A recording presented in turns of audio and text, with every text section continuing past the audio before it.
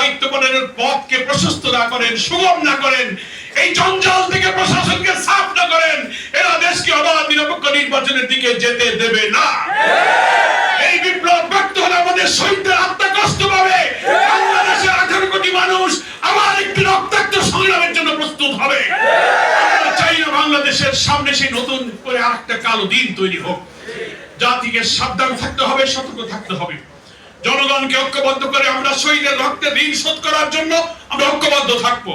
দেশি বিদেশি সব চক্রান্তের বিরুদ্ধে আমরা যেমন ঐক্যবদ্ধ থাকবো, তেমনি অন্তর্বর্তীকালীন সরকার, তার প্রধান, তার উপদেষ্টা, আর যারা রক্ত দিয়ে নতুন ছাত্র সমাজ, নতুন স্বপ্ন দেখেছিলাম, আমাদের ঐক্যবদ্ধ থেকে এই ফ্যাসিবাদী চক্রান্ত থেকে এই দেশকে রক্ষা করতে হবে, মুক্ত করতে হবে। কারণ আমরা আমাদের একটি কল্যাণ রাষ্ট্র প্রতিষ্ঠার পথে 5ই আগস্টের বিপ্লবকে একটি নতুন অভিযাত্রা বলে মনে করি।